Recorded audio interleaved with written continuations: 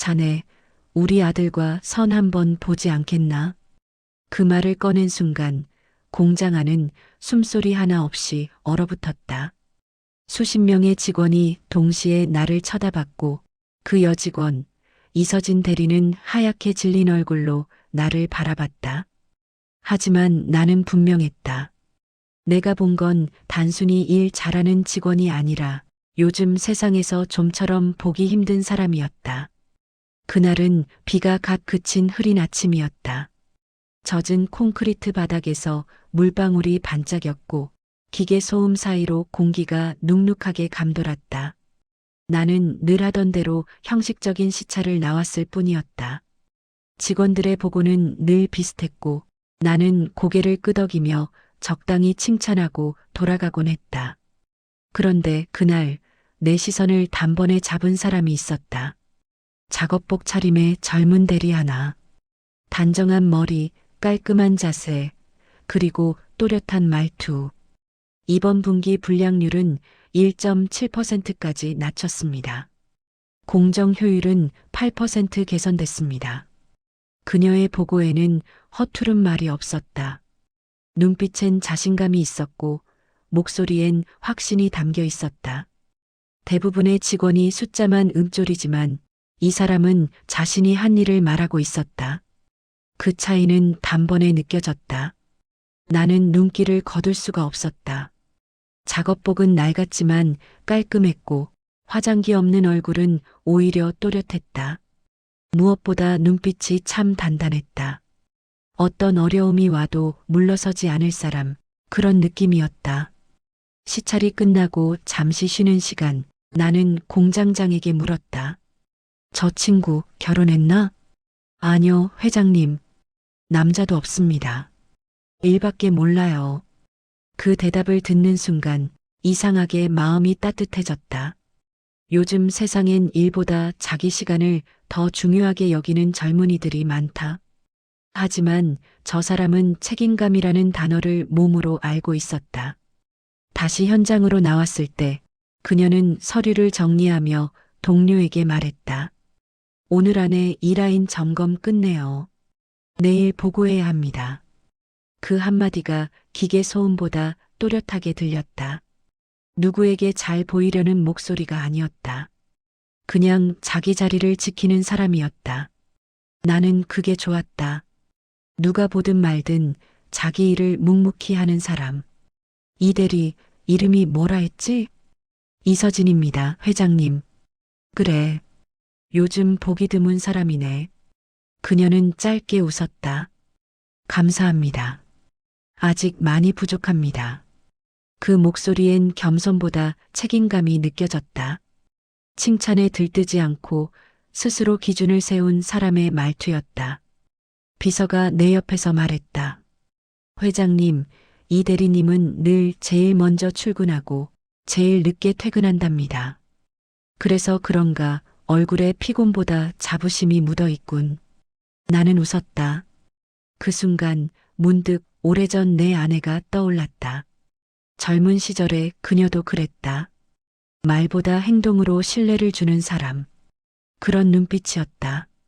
시찰이 끝나갈 무렵 나는 일부러 그녀에게 마지막 질문을 던졌다. 이 대리 만약 내일 공장을 자동화한다면 제일 먼저 바꾸고 싶은 게 뭔가? 그녀는 잠시 고민하더니 고개를 들었다. 사람은 바꾸지 않겠습니다. 기계가 바뀌어도 결국 손끝이 완성하니까요. 나는 그 말에 잠시 말문이 막혔다. 그건 단순한 기술직의 대답이 아니었다. 자신이 하는 일의 본질을 이해한 사람의 말이었다. 그 순간 이런 사람이 우리 집에 들어온다면 그 생각이 마음속을 스쳤다. 직원들이 모인 자리에서 나는 마이크를 잡았다. 격려사 몇 마디 하려던 찰나 입에서 전혀 다른 말이 흘러나왔다. 자네, 우리 아들과 선 한번 보지 않겠나? 공장 안은 그대로 멈췄다. 공장장은 헛기침을 했고 직원들은 서로 눈치를 봤다. 서진은 얼굴이 하얗게 질려 아무 말도 못했다. 하지만 나는 미소를 지었다. 요즘 보기 힘든 사람이야. 믿음직하고 고다. 그녀는 아무 대답도 못했지만 그 눈빛 속엔 분명 놀람과 진심이 함께 있었다. 나는 알았다. 이건 단순한 제안이 아니었다. 내 인생에 다시 한번 찾아온 확신이었다. 차에 올라타 창밖을 보니 그녀는 여전히 직원들과 무언가를 점검하고 있었다. 모두 퇴근하는데도 그녀만은 마지막까지 자리를 지키고 있었다. 그날 나는 한 사람을 통해 잊고 있던 단어 하나를 떠올렸다. 진심. 그게 바로 내가 그토록 찾아 헤매던 사람이었다. 공장 안은 여전히 정적이었다. 자네, 우리 아들과 선 한번 보지 않겠나? 내 입에서 그 말이 나오고 난 뒤 모두가 눈치만 봤다. 서진은 아무 말도 하지 못한 채 작은 고개만 숙였다. 그녀의 손끝이 약간 떨리고 있었지만 끝내 흔들리지 않았다. 그 단단함이 이상하게 더 마음에 남았다. 시차를 마치고 돌아오는 길, 비서가 조심스럽게 물었다. 회장님, 그 말씀 진심이셨습니까? 나는 창밖을 바라보다가 짧게 답했다. 그렇지. 요즘 세상에 저런 사람 보기 어렵지 않나? 도윤 전무께서는 뭐라고 하실까요? 도윤이는 알아볼 거다. 저런 사람 앞에선 괜한 자존심보다 진심이 먼저 나올 거야. 그날 이후 내 머릿속에서 그 대리의 모습이 자꾸 떠올랐다. 단정한 목소리, 흔들림 없는 눈빛. 내가 세운 수많은 공장과 사업들보다 그녀의 한마디 한마디가 훨씬 단단하게 남았다. 며칠 뒤 공장 쪽에서 소문이 돌기 시작했다. 회장님이 직접 며느리 삼고 싶다 하셨대. 이서진 대리 대단하네. 인생 역전이야. 그런 말들이 현장을 떠돌았다. 물론 대부분은 장난 섞인 소리였지만 그 중심에 있는 서진은 쉽지 않았을 것이다. 나는 본사 비서에게 조용히 지시했다. 그 대리 스트레스 받지 않게 챙겨주게. 괜한 말도 퍼지지 않게. 하지만 인간의 입은 막을 수 없는 법. 그녀는 소문 속에서 회장 눈에 든 여자가 되었고 그 시선이 얼마나 부담스러웠을지는 내가 더 잘 안다. 그날 이후 한동안 잠이 오지 않았다. 머릿속에서 자꾸 떠올랐다. 그녀의 표정, 그리고 마지막에 나를 바라보던 눈빛. 그건 단순한 놀람이 아니었다. 마치 그럴 자격이 없어요라고 말하는 듯한 묘하게 슬픈 눈빛이었다. 나는 아내의 사진을 꺼내놓고 오래 바라봤다. 당신이라면 어땠을까? 내가 이렇게까지 한 사람에게 마음을 쓰는 건 정말 오랜만이었다. 며칠 뒤 본사 회의 중 도윤이 내게 물었다. 아버지, 공장 시찰 다녀오셨다면서요? 그 대리 이야기가 회사 안에도 퍼졌던데요. 나는 피식 웃었다. 벌써 들었나? 그런 말은 금방 돕니다. 근데 진심이세요? 며느리 이야기? 그래, 진심이지. 도윤의 표정이 굳었다. 요즘 그런 말 쉽게 하시면 오해받습니다. 오해? 난 오해받을 나이가 아니다. 내가 본 건 단순한 여직원이 아니야. 그 아이 눈빛엔 책임이 있었다. 도윤은 잠시 말이 없었다. 그 녀석은 내게 반항 한번 제대로 안 하는 아들이다. 늘 이성적이고 일 중심으로 살아온 사람. 하지만 그날만큼은 어딘가 흔들린 표정으로 물었다. 그럼 저보고 그분을 만나보란 겁니까? 그래. 만나서 본다면 알 거야. 세상은 아직 진심 있는 사람으로 굴러간다는 걸. 나는 사람을 오래 봐왔다. 수많은 직원, 협력사, 임원들까지. 하지만 어떤 사람은 단 한 번 봐도 안다. 그 사람의 눈빛이 진짜인지 아니면 만들어진 건지. 서진의 눈엔 거짓이 없었다. 나는 그걸 확신했다. 며칠 후 본사에 서진이 불려 올라왔다. 겉으로는 생산관리 시스템 보고 차원이라 했지만 사실은 도윤과의 자연스러운 만남을 위한 자리였다. 비서실에선 조용히 준비했고 나는 일부러 자리에 앉지 않았다. 그 둘을 멀리서 보고 싶었다. 그날 회의실 문이 열리며 서진이 들어왔다. 단정한 블라우스에 단색 정장 바지. 공장에서 봤던 모습 그대로였다. 꾸민 티 하나 없이 깔끔했다. 도윤은 보고서를 넘기다 눈을 들었다. 순간 공기마저 멈춘 듯했다. 나는 멀리서 그 둘을 지켜봤다. 서진은 당황한 듯 살짝 머리를 숙였고 도윤은 표정 없이 그녀를 바라봤다. 둘 사이엔 어색한 침묵이 흘렀다. 나는 그 침묵 속에서 이상하게 확신이 들었다. 사람의 인연이라는 건 이렇게 조용히 아무 말 없이 시작되는 게 아닐까? 회의가 끝나고 비서가 내게 다가와 귀에 말했다. 두 분 간단히 커피 마시러 나가셨습니다. 나는 묘하게 웃음이 났다. 그래, 결국은 만났군. 창밖에 비가 다시 내리고 있었다.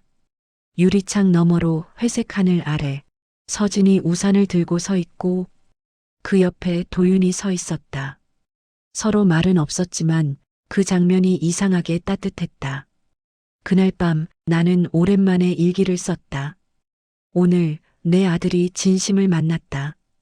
그 문장을 적고 나서 펜을 내려놓았다. 세상은 냉정하고 빠르게 변하지만 진심을 아는 사람은 언제나 남는다.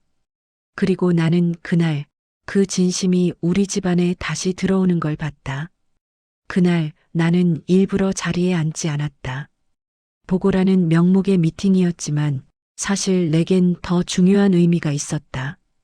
내 아들 도윤과 이서진 대리 두 사람이 제대로 마주 서는 순간이었다. 회의실 바깥 복도에 서서 유리창 너머로 그 장면을 지켜봤다. 아직 이른 오후 비가 내렸다 멈춘 하늘에서 빛이 희미하게 스며들고 있었다. 유리창엔 작은 물방울이 흐르고 그 사이로 회의실 안에 두 사람이 보였다.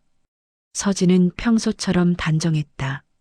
머리를 묶고 옅은 베이지색 블라우스를 입었다. 손엔 늘 그렇듯 서류 파일이 들려 있었다. 그녀는 긴장했지만 그 긴장조차 정리된 사람처럼 보였다. 그리고 내 아들 도윤, 본사 전략기획팀 부장, 회사 사람들은 그를 철벽남이라 부른다. 냉철하고 효율적이며 감정을 드러내지 않는 사람. 내가 세운 시스템을 가장 완벽하게 따르는 인물이기도 했다. 이 대리님, 현장 데이터를 직접 수집하셨다고요? 도윤의 목소리는 낮고 단정했다. 서진은 잠시 고개를 숙였다가 또렷하게 대답했다. 네, 보고만으로는 부족하다고 생각했습니다. 실제 상황을 봐야 현장의 숨소리를 알 수 있으니까요. 그 말에 도윤의 눈썹이 살짝 움직였다. 내 아들이 그 표정을 짓는 건 흔치 않은 일이었다. 나는 그 순간을 보며 속으로 웃었다. 그래, 이제 알겠지. 진심은 숫자보다 강하다는 걸. 회의는 짧게 끝났다. 하지만 두 사람은 쉽게 자리를 뜨지 않았다. 서진이 노트북을 정리하던 손이 잠시 멈추었고 도윤은 종이컵에 커피를 천천히 들었다. 공장 일은 힘드시죠? 힘든 건 없어요. 단지 사람들 마음을 움직이는 게 쉽지 않을 뿐이에요. 그녀의 말에 도윤은 미묘하게 미소를 지었다. 그건 본사도 마찬가지입니다. 그 짧은 대답 속에서 두 사람은 서로의 고단함을 이해한 듯했다. 멀리서 그 광경을 보는데 이상하게 가슴이 따뜻해졌다. 나는 늘 아들에게 이성적 판단을 강조해왔다. 하지만 그날 그 아이의 눈빛은 조금 달랐다. 차가운 유리 너머에서도 느껴질 만큼 어딘가 부드러워져 있었다. 그날 저녁 도윤이 내 방을 찾아왔다. 아버지, 그 대리님. 인상적이네요. 나는 웃음을 참지 못했다. 그렇지? 단단한 사람이지. 그런데 왜 하필 저한테? 도윤아, 인연은 이유가 없을 때 오는 거다. 너도 회사 일만 보고 살았잖아. 이제 사람을 좀 봐야지. 그 말에 아들은 잠시 고개를 숙였다. 그리고는 낮은 목소리로 말했다. 그분은 저보다 훨씬 어른 같았습니다. 나는 그 대답이 참 좋았다. 그 말 속엔 존중이 있었고 이미 마음이 조금은 움직였다는 표시였다. 며칠 뒤 서진에게서 전화가 왔다. 그녀는 조심스럽게 말했다. 회장님, 죄송하지만 제가 괜한 오해를 만든 건 아닌지 걱정돼서요. 그 목소리는 여전히 단정했지만 조금은 흔들려 있었다. 오해라니? 직원들이 다들 저를 이상하게 봐요. 그냥 제 일에 집중하고 싶은데. 그 말에 나는 잠시 말이 없었다. 그리고 천천히 대답했다. 서진 씨, 사람은 진심이 있으면 결국 통하게 돼요. 소문은 금방 사라지고 마음은 남습니다. 그녀는 한참을 듣고 있다가 작게 한숨을 내쉬며 말했다. 회장님, 사실 그날은 정말 당황했어요. 하지만 그 말 덕분에 제 일을 더 잘해야겠다는 생각이 들었습니다. 그 말이 그렇게 고마울 수가 없었다. 그녀는 변명하지 않았고 원망하지도 않았다. 그저 자기 일을 더 잘하겠다는 결심만 했다. 그게 바로 그 사람이었다. 며칠 뒤 도윤이 먼저 공장으로 내려갔다. 본사 업무 점검 명목이었지만 나는 그 이유를 알고 있었다. 그리고 그날 저녁 도윤에게서 짧은 메시지가 왔다. 아버지, 그분 정말 대단한 분이네요. 나는 그 한 줄을 보고 오랜만에 웃었다. 세상에서 제일 무뚝뚝한 아들이 그 한마디를 보낼 정도라면 이미 답은 정해진 거였다. 창밖엔 또 비가 내리고 있었다. 공장 마당에 가로등 불빛이 젖은 아스팔트 위에서 흔들렸다. 나는 그 불빛을 바라보며 생각했다. 사람과 사람 사이의 인연은 이렇게 조용히 찾아오는 법이다. 큰 소리도 화려한 약속도 없이 그냥 묵묵히 서로를 바라보다 조금씩 닮아가는 것. 그날 밤 나는 오래된 다이어리에 한 줄을 적었다. 진심은 언젠가 닮는다. 그리고 웃었다. 내 아들과 그 대리가 함께 서 있는 모습이 눈앞에 그려졌다. 서로 다른 세계에서 살아온 두 사람, 하지만 결국 같은 마음을 가진 사람들. 그게 내가 오랫동안 기다려온 우리 집의 봄이었다. 그날 이후로 도윤은 이상할 만큼 자주 공장에 내려갔다. 보고를 핑계 삼았지만 나는 다 알고 있었다. 아버지는 자식의 눈빛을 안다. 일 이야기를 하면서도 그 안에 다른 감정이 숨어 있을 때의 미묘한 떨림을. 회장님, 도윤 전무가 또 공장에 내려갔습니다. 비서의 보고에 나는 웃었다. 그럴 줄 알았지. 이번엔 주말 일정이던데요? 일에 열정이 생긴 거겠지. 나는 그렇게 말했지만 내 마음은 조금 복잡했다. 도윤은 늘 효율을 중시했다. 모든 일을 숫자로 판단했고 감정보다 원칙을 앞세웠다. 그게 회사를 지탱하는 방식이라 믿었다. 그런데 그 아이가 한 사람의 말에, 한 사람의 눈빛에 자꾸 시간을 쓰고 있었다. 공장 CCTV 관리팀에서 보고를 받았을 때 나는 괜히 웃음이 났다. 창고 옆에서 두 사람이 커피를 마시며 무언가를 이야기하고 있었다. 특별한 표정은 없었다. 하지만 그 사이 공기가 다르게 보였다. 서로를 바라보는 눈빛이 조심스럽지만 따뜻했다. 그날 저녁 도윤이 내 방을 찾아왔다. 아버지, 그분 정말 대단한 분이에요. 일 하나하나에 진심이 있어요. 그래서 마음이 간 건가? 그런 건 아니고요. 그 말에 나는 웃었다. 사람이 사람을 존중하면 그게 마음이지. 굳이 이름 붙일 필요는 없어. 그 아이는 말없이 창밖을 봤다. 그 얼굴엔 오랜만에 부드러운 그림자가 드리워져 있었다. 나는 그걸 보며 묘하게 안심이 되면서도 불안했다. 며칠 뒤 본사에서 이서진 대리의 승진 추천안이 올라왔다. 공장장과 중간 관리자들이 올린 문서였다. 나는 결제란 앞에서 한참을 고민했다. 이게 과연 옳은 걸까? 그녀가 뛰어나서 승진하는 게 맞지만 이 시점에서 그런 결정을 내리면 또 다른 오해가 생길지도 몰랐다. 나는 펜을 들었다가 결국 도윤을 불렀다. 이 대리건은 내가 판단해라. 제가요? 그래. 너는 경영자로서 냉정하게 봐야 한다. 그럼 아버지는요? 나는 아버지로서 보고 있지. 그 말이 내 입에서 나오자 도윤은 잠시 멈췄다. 그리고는 조용히 고개를 끄덕였다. 며칠 후 공장에서 사고가 났다는 보고를 받았다. 설비 점검 중 한 직원이 손을 다쳤다고 했다. 서진이 즉시 달려들어 응급조치를 하고 병원으로 옮겼다는 보고였다. 그녀의 손등에는 기름이 묻고 팔에는 상처가 났다고 했다. 나는 곧장 차를 몰았다. 공장으로 향하는 길 내내 마음이 이상하게 무거웠다. 도윤에게는 그저 현장 사고였겠지만 내겐 달랐다. 그녀가 다쳤다는 말이 이상하게도 가슴속을 찌르고 있었다. 현장에 도착했을 때 그녀는 구급차 옆에 서 있었다. 팔에 붕대를 감은 채 직원의 손을 꼭 잡고 있었다. 회장님, 죄송합니다. 제 부주의로 이런 일이. 그녀의 목소리는 떨렸지만 눈빛은 여전히 곧았다. 죄송하단 말하지 마요. 당신 덕분에 더 큰일 막은 거잖소. 그녀의 눈가가 젖었다. 잠시 말을 잇지 못하던 그녀가 살짝 고개를 숙이며 말했다. 그런 말씀 처음 들어요. 그 말에 나는 웃음도 말도 나오지 않았다.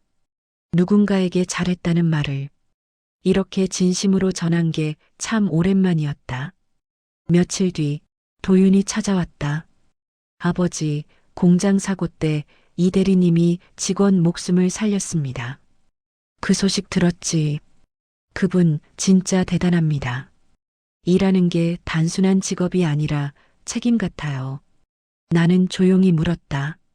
그래서 너는 그게 좋냐? 도윤은 짧게 숨을 고르더니 말했다. 좋습니다. 근데 그분이 저랑 있으면 불편해할 것 같습니다. 그 말에 나는 잠시 멈췄다. 아버지로서는 안타까웠고 회장으로서는 그 말이 옳다는 걸 알았다. 그녀는 회사의 직원이고 그의 아들은 후계자다. 그 사이엔 벽이 있었다. 나는 그 벽을 허물고 싶었지만 현실은 그렇게 단단했다. 그날 밤 내 책상 위에는 결제 서류가 놓여 있었다. 생산관리팀 이서진 차장 승진건. 도윤이 결제란에 사인을 해두었다. 옆에 짧은 메모가 붙어 있었다. 공정한 판단입니다. 나는 그 문장을 한참 바라보다가 결국 펜을 들었다. 인간적인 판단입니다. 그렇게 적고 도장을 찍었다. 창밖으로 봄비가 내리고 있었다. 젖은 흙냄새가 스며드는 저녁, 나는 생각했다. 아버지로서의 마음이 이렇게 흔들릴 줄이야. 그녀를 통해 나는 내 아들의 눈빛을 다시 보게 되었다.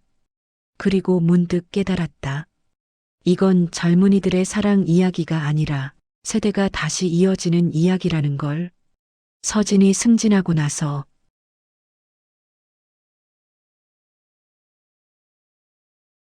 공장의 분위기가 달라졌다. 사람들은 그녀를 더 존중했고 현장은 눈에 띄게 정돈되었다. 하지만 나는 느꼈다. 그녀의 미소가 예전보다 조금 더 조용해졌다는 걸. 그녀는 예의 바르고 언제나 단정했다. 그러나 그 단정함 속에는 어딘가 고요한 슬픔이 깃들어 있었다. 어느 날 보고서 서명을 위해 올라온 서류를 보며 비서가 말했다. 회장님, 이서진 차장님, 가족관계 등록부에 보호자라니 공란이네요. 나는 펜을 들던 손을 멈췄다. 공란이라니? 부모님이 모두 돌아가신 걸로 확인됩니다. 순간 마음이 내려앉았다. 그래서였구나.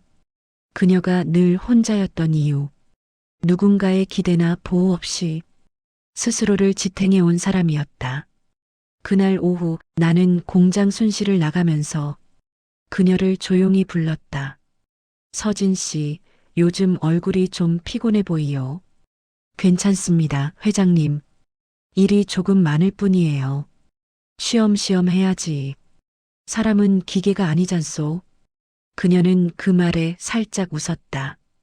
회장님, 전 어릴 때부터 일하면서 버텨왔어요. 일할 땐 오히려 덜 아픈 것 같아요. 그 말 한마디가 가슴을 후벼 팠다. 나는 그 미소 속에서 세상의 무게를 혼자 짊어진 아이의 흔적을 보았다. 그날 저녁 공장장에게 물었다. 이서진 차장, 가족이 없다고 들었네. 공장장은 잠시 머뭇거리더니 말했다. 예, 회장님. 부모님이 일찍 돌아가시고 대학도 스스로 벌어서 다녔다고 합니다.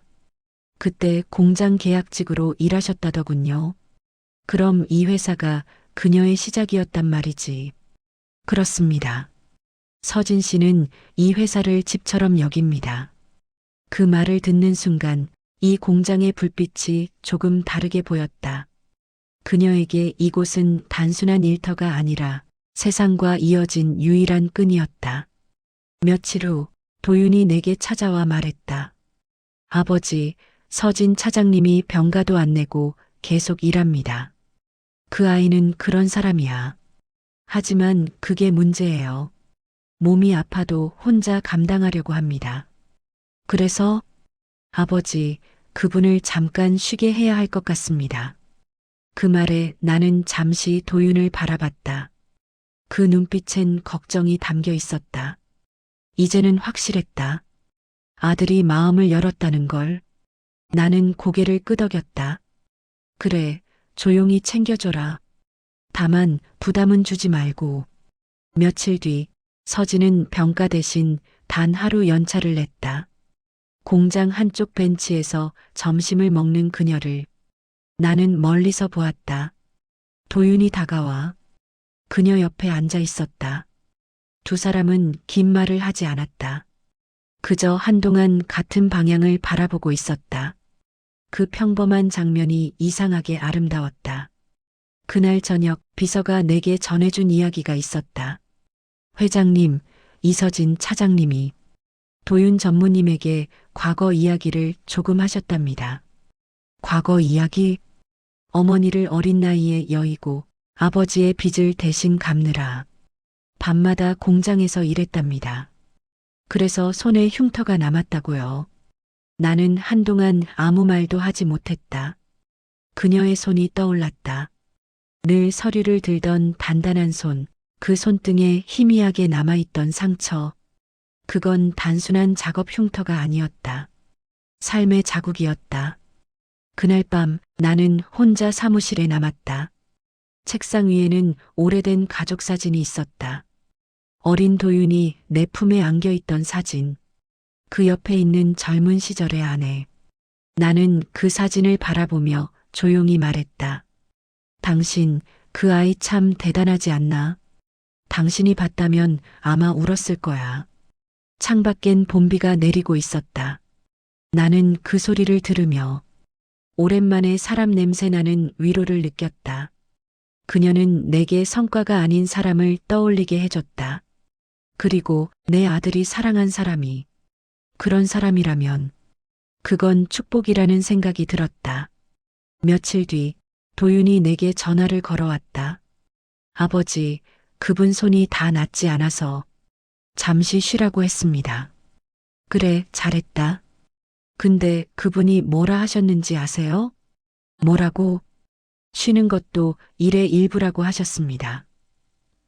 나는 웃음이 났다. 그녀답다. 세상을 단단히 버텨온 사람의 말. 그 한마디에 내 마음 한구석이 이상하게 따뜻해졌다. 그날 밤 나는 오래된 노트를 꺼내 한 줄을 썼다. 사람을 아프게 한 세상에 사람으로 남아준 이가 있었다. 그녀의 인생은 고단했지만 그 고단함 속에서 품격을 잃지 않았다. 나는 그게 정말 귀하다고 생각했다. 그리고 처음으로 그녀를 직원이 아닌 딸처럼 지켜주고 싶다는 마음이 들었다. 그날은 이상하리만큼 공장이 조용했다. 기계는 돌아가고 있었지만 사람들의 표정엔 묘한 긴장감이 감돌았다. 나는 그 분위기를 알아봤다. 소문이 도는 현장의 공기. 누군가의 마음이 흔들릴 때 나는 냄새였다. 비서가 보고를 들고 들어왔다. 회장님, 이서진 차장님이 잠시 외근 중입니다. 도윤이는 본사 일정 취소하고 현장에 내려와 있습니다. 그 말을 듣자마자 알았다. 무슨 일이 생긴 거다. 나는 차를 몰고 공장으로 향했다. 현관 앞에서 직원들의 시선이 묘하게 엇갈렸다. 마치 아무 일 없습니다라는 표정 속에 모두가 뭔가 알고 있다는 기색이 있었다. 공장장에게 물었다. 무슨 일인가? 그는 머뭇거리며 말했다. 서진 차장과 도윤 전무님 사이에 오해가 좀 생겼습니다. 오해라니? 도윤 전무님이 현장 결제 과정에서 서진 차장의 판단을 번복했습니다. 직원들 앞에서요. 나는 입술을 굳게 다물었다.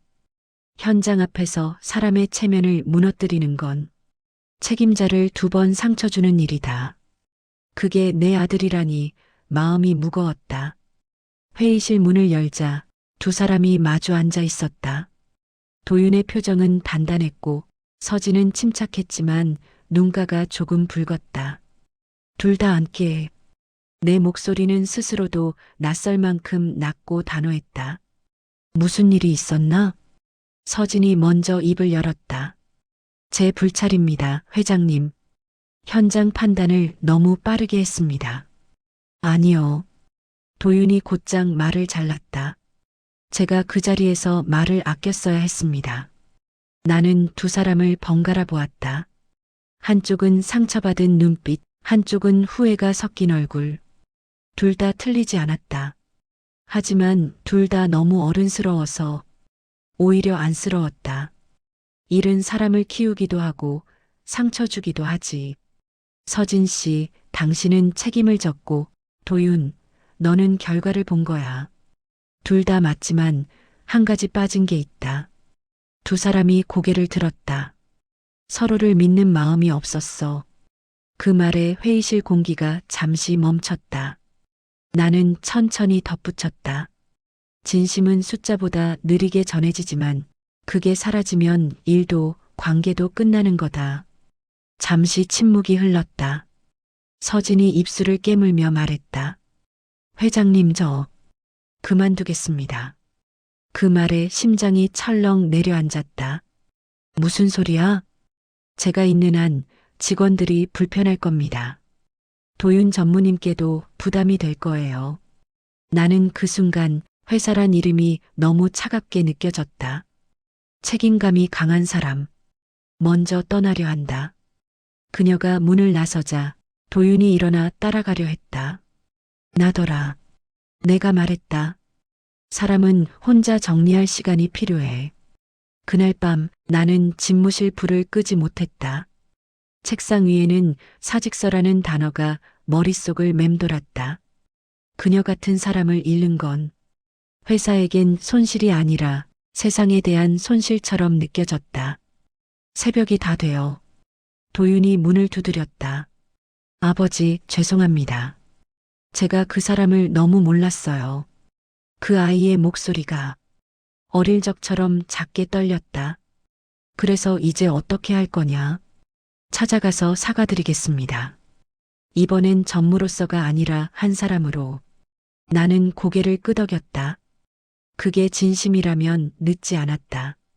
다음 날 아침 공장 입구에 서진이 있었다. 서류 가방을 든 손끝이 하얗게 질려 있었다. 그녀는 내게 고개를 숙였다. 회장님, 어제 말씀드린 대로 사직서 제출하겠습니다.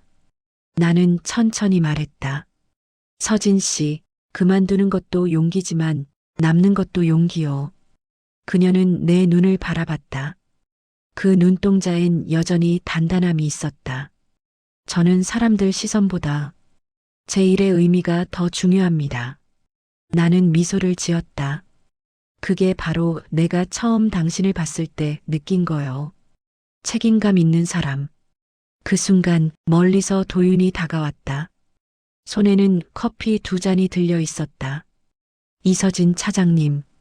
그녀가 놀라서 돌아봤다. 어제 말씀 못 드렸습니다.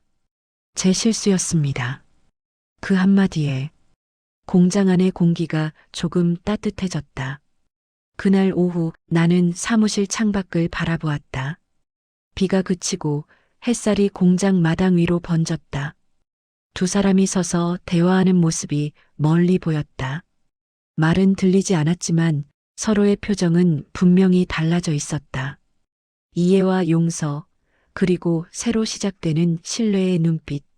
나는 혼잣말처럼 중얼거렸다. 사람의 관계는 결국 용서를 통해 완성되는 거야. 그 말을 남기며 나는 커튼을 천천히 닫았다. 그리고 마음속으로 그 둘의 내일을 조용히 빌었다. 요즘 들어 몸이 이상했다. 아무 일 없다고 웃어 넘겼지만 계단을 오를 때마다 숨이 찼고 글씨가 조금씩 흔들려 보였다. 사람은 늙지 않는다고 믿었는데 세월은 나도 모르게 어깨 위에 올라타 있었다. 병원에서는 가벼운 피로라 했지만 담당 의사의 눈빛이 그 말을 부정하고 있었다. 내 나이 68, 한평생 달려온 몸이 이제 멈추자고 신호를 보내고 있었다. 하지만 나는 입을 다물었다. 회사에는 아무에게도 말하지 않았다. 도윤에게조차. 그날 아침 공장 회의 중이었다. 서진이 보고서를 들고 내 앞에 섰다. 그녀의 목소리는 또렷했고 언제나처럼 정확했다. 그런데 내 시야가 조금씩 흐려졌다. 손끝이 저리고 목이 말랐다. 순간 눈앞이 깜깜해졌다. 회장님, 서진의 목소리가 멀리서 들렸다. 다음 순간 나는 차가운 바닥에 누워 있었다. 눈을 떴을 때는 병실이었다.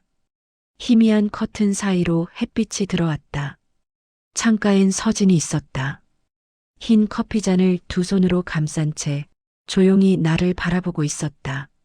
그녀의 눈가엔 피곤이, 손끝엔 작은 상처 자국이 남아 있었다.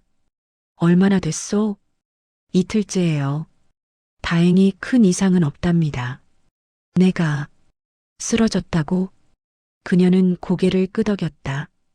공장 사람들이 정말 놀랐어요. 다들 울더라고요. 그녀의 목소리가 미세하게 떨렸다. 나는 조용히 웃었다. 울 일은 아니지. 잠깐 쉬었을 뿐이요. 쉬는 게 제일 어려운 분이잖아요.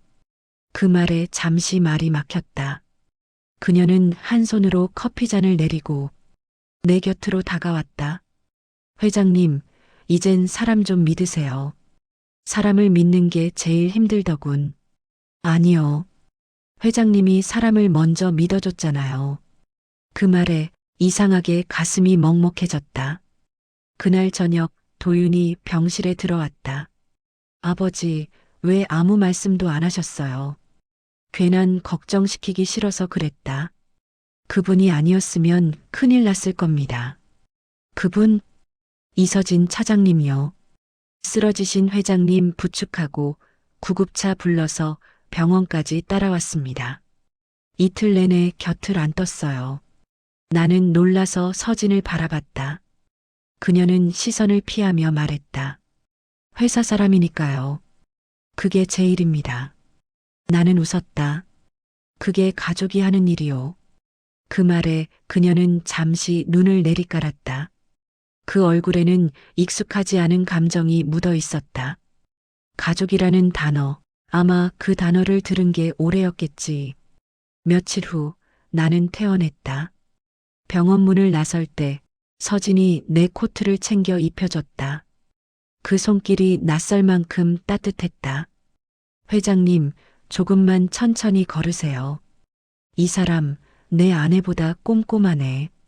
그럼 제가 조금 닮았나 봐요. 그녀의 미소에 순간 숨이 멎었다. 아내가 떠난 지 15년 그녀의 표정이 그때의 그녀와 닮아 있었다. 회사로 돌아온 날 직원들이 박수를 쳤다.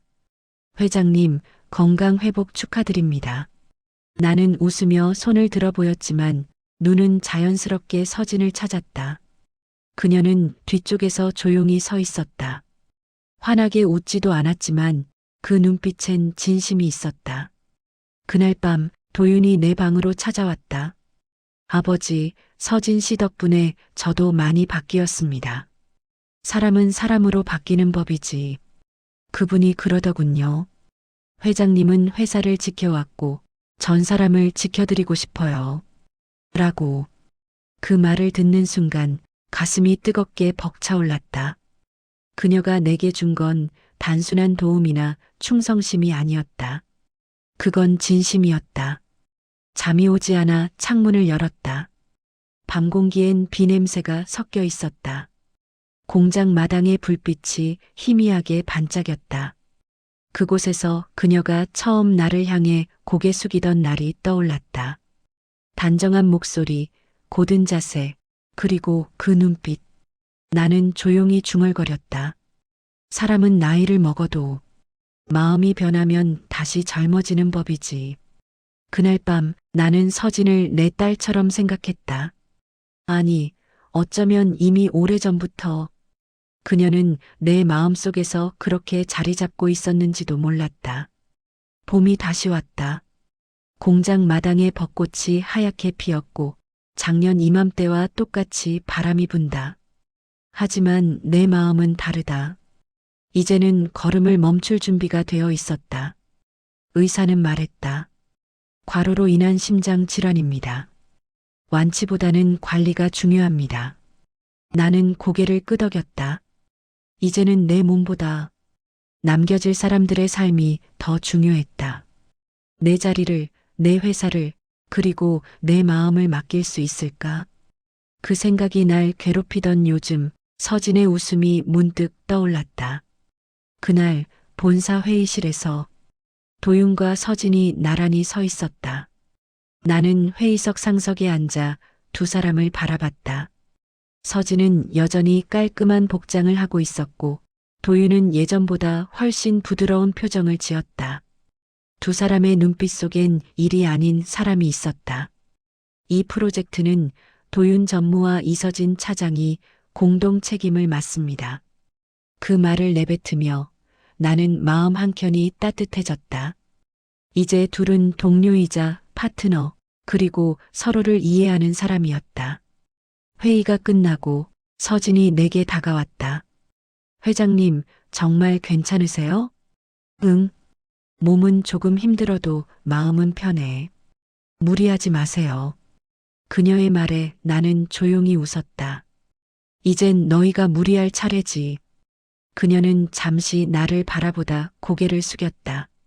저에게 너희라고 말씀하신 거 처음이에요. 그 말이 이상하게 따뜻했다. 며칠 후 도윤이 나를 집으로 데려갔다. 작은 정원에 피어난 봄꽃들 사이로 서진이 손수 준비한 식탁이 놓여 있었다. 집안에 들어서자 구수한 된장국 냄새가 났다. 아버지, 오늘은 서진 씨가 요리했어요. 그래, 회사에서도 일하더니 이젠 집까지 접수했구나. 회사에선 차장이고 집에선 며느리니까요. 그 말에 나는 순간 말이 막혔다. 그녀는 조용히 웃으며 앞치마를 벗어 걸었다. 도윤 씨가 물었습니다. 우리 집에 들어올 생각 있냐고요. 그래서 뭐라 했나? 이미 들어온 것 같다고요. 그 순간 나는 오래 묶여있던 마음이 풀리는 걸 느꼈다.